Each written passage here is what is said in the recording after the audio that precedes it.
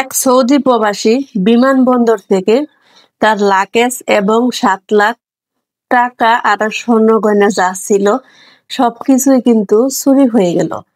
এখন সৌদি প্রবাসী কিন্তু প্রায় দিশেহারা, কারণ দিশেহারা হওয়ারই কথা।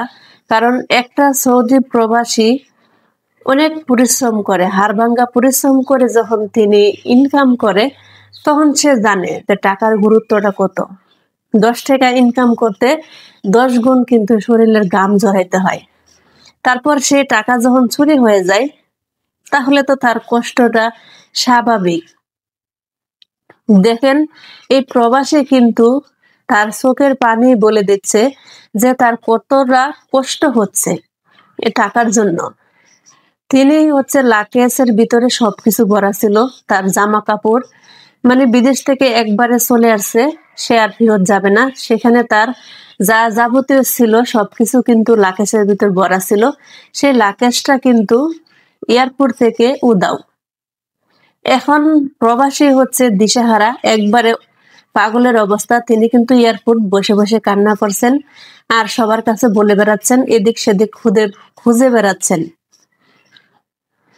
মানুষের কষ্টটা কিন্তু মানুষ বুঝতে পারে না। যারা চুরি করে খায় তারা কিন্তু চুরি করে খায়, আর যারা ইনকাম করে খায় তারা ইনকাম করে খায়। মানুষ জানে না যে একটা প্রবাস জীবনে কতটুকু কষ্ট করে ইনকাম করতে হয়। সেই প্রবাস জীবনের টাকা এখন যখন চুরি হয়ে গেল, তার মনে তো আর কোনো শান্তি নেই। সেই প্রবাসী দেখেন এখন এয়ারপোর্ট ঘুরে বেড়াচ্ছে আর চোখের পানি দেখেন জোর জোর করে পড়ছে। সে এখন এতগুলো টাকা কোথায় পাবে? তাকে কিন্তু একবারে পাঠিয়ে দেওয়া হয়েছে কোম্পানি থেকে, আর নেবে না। সেজন্য সে একদম ভেঙে পড়ছে। এতগুলো টাকা যখন একটা মানুষের চলে যায়, তখন তো সে ভেঙে পড়ারই কথা, ভেঙে পড়বেই। এত হাড়ভাঙ্গা পরিশ্রম, এত কষ্ট করে টাকা জমানো, সে জমানো টাকা যখন একদিন উধাও হয়ে যায়, তাহলে তো সে কষ্ট পাবেই। আসলে সে প্রবাসী কিন্তু কোনোদিন কল্পনা করেনি যে এয়ারপোর্ট থেকে তার সবকিছু চুরি হয়ে যাবে, টাকা পয়সা সব হারিয়ে যাবে বা কেউ নিয়ে যাবে।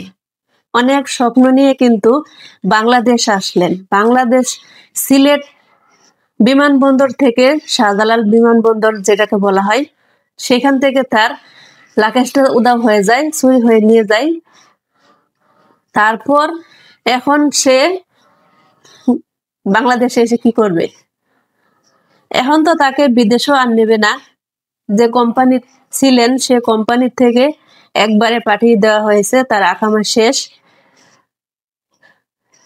এখন না পারবে দেশে কোনো কামলা দিয়ে খেতে, না পারবে সে আবার প্রবাস যেতে। প্রবাসে যাবে কি দিয়ে? তার জমানোর সঞ্চয়গুলো তো এখন আর নেই, নিয়ে গেল চুরি করে। এখন সে কি করবে? খালি হাতে ফেরত যেতে হবে। তার স্ত্রী, কন্যা, সন্তান সবাই কিন্তু খুশি যে তার জন্য অনেক অনেক কিছু নিয়ে আসছে তার বাবা বা তার স্বামী। কিন্তু এখন তো খালি হাতে ফেরত যেতে হবে, বেচারার তো কোনো দোষ নেই।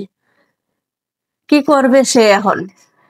মানুষের স্বপ্ন কখন ভেঙে যায়, কখন আবার জোড়া লাগে, কেউ বলতে পারে না। দেখেন, চোখ ভরা কান্না, চোখ ভরা পানি। প্রবাসী রাস্তায় রাস্তায় ঘুরে বেড়াচ্ছে, তার এতগুলো জীবনের সঞ্চয় সব হারিয়ে গেল এক মিনিটে।